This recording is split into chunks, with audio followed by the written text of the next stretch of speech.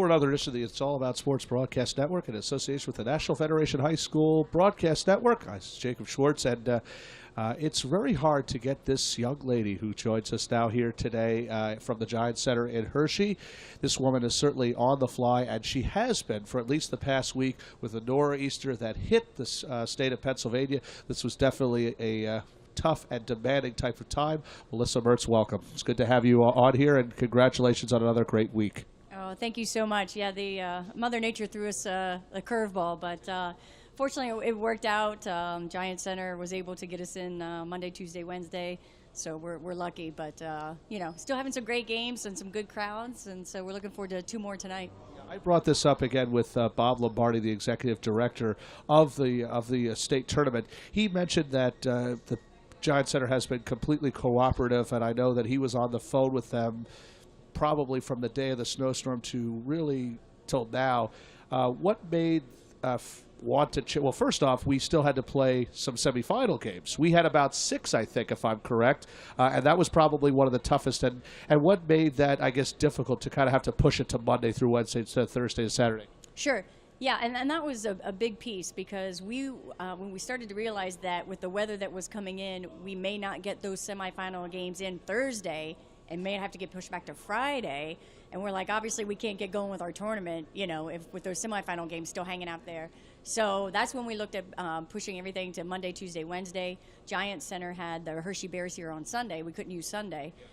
So we thought avoid having teams play back-to-back, a semifinal and turn around and play a final. We thought let's just do those 6 semifinal games Saturday, give everybody some rest time, and then bring them back to Hershey Monday, Tuesday, Wednesday. It really paid off again. What have been some of the best games? First off, you are officially your official title. We never actually got a chance to ask that. What is it, though, exactly? It's Associate Executive Director. And you do a heck of a job. We already know that. You handle everything from media to whatever it is that needs to be done.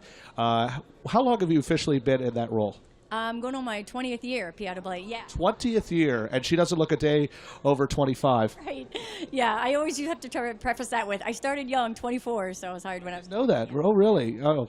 Now, what have been some of the best games you've seen so far here this week? Our girls' games have been outstanding.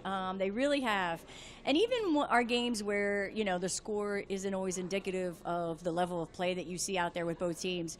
Even some of our big scoring games, with like Kennedy Catholic and stuff, everything that those kids are putting out there is still tremendous to watch, and we applaud, each of the teams that make it. But, some of the games that we thought were really well were Bellwood Annis. I mean, that was a great game. We've had some down to the wire. We've had some overtime, games. But all in all, we've had a pretty good showing. And like I said, everybody's been bringing good crowds. We had Abington Heights, Richland. They all brought a great... Absolutely. Mars, who has a boys and a girls team they've all brought some good student bodies with them. Of course, we have the opportunity here at the It's All About Sports Network to cover the Philadelphia District 12 team. So far, it's been a very good run for District 12. What have been some of the best teams you've seen out of District 12? Oh, boy, District 12 is just powerful, powerful basketball. They have the rich history of basketball, and they get better and better every year. I love watching Imhotep and Constitution. I can't stop talking about the one play with Constitution where the kid had blocked shot. I think he came from 12 feet out and blocked that shot. But, they're just known for basketball. And when we know that, I think everybody in the state knows that. And they come here to play, and they represent District 12 very well. Very excited again, as mentioned. And we still have 2 more District 12 teams. But before we mention that, again, what are some of the best, moments that we've seen? Is there one moment that kind of stood out with you? You've been able to watch all the games. Was there really one moment in this tournament that stood out this year? Yeah, actually, it's one that probably many people don't know about, and it involves Constitution. Rob Moore, the head coach, came up to me and told us a story that when they played in the quarterfinal round against Bishop Guilfoyle, some of their kids didn't have some money to get something to eat, and a parent from Bishop Guilfoyle actually provided them bought all the kids food at concession stand, showed up here and gave Rob Moore $200 cash to buy his kids dinner. She really? I did not realize. So she actually gave them 200. That's incredible. That just shows how far along Philadelphia basketball again has come.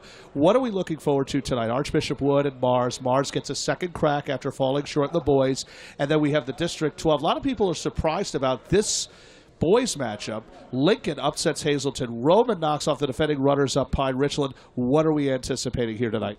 Well, I think you're going to see some high-level Philadelphia basketball, like we always like to see. I mean, especially that 6A boys game. There's no question it's going to be above the rim pretty much the whole time, I think. And the girls' game, Mars has worked their way back. As you've seen in our earlier girls' game yesterday, we had a 9th seed out of District 1 make it to the finals. And, so there's proof in the pudding that you don't always have to be a district champion. You can make your way back, and when you get hot, can be very important in this tournament. It's probably one of the biggest storylines actually was Upper Dublin. Now, yes, I'm proud it was my alma mater, but I'm also proud that it was a 9th seed. And that's rare that you see that, though. And I brought this up with Morgan Funston, their coach, at the end of the game. They have loved playing the role of underdogs. And I think that's what it's about here in Hershey. Oh, yeah, absolutely. I mean, even just the game we just had and, watching, teams start to get down and then they're down by 15, then all of a sudden they've got it within 6. And, it's just awesome just watching that dynamic and watching the team pull together and never giving up, until that final buzzer goes. That's really as again what it's all about. First off, we want to again, Melissa, we are thrilled to be back up here again. We hope to make this a yearly ritual here at Hershey. Melissa Mertz, again, the Associate Director again of the PIAA. Thank you so much again for being here, and we'll definitely catch up with you. Great. Thank you so much. Melissa Mertz again here on another edition of the It's All About Sports Network here in the PIAA State Championships at the Giant Center in Hershey, PA. Tip-off again is moments away. Archbishop Wood takes on Mars in the 5A Girls Championship. It'll be followed later tonight at 8 o'clock by our final game, the District 12 showdown between 6A between Roman Catholic and Lincoln in the District 12 City Championship rematch.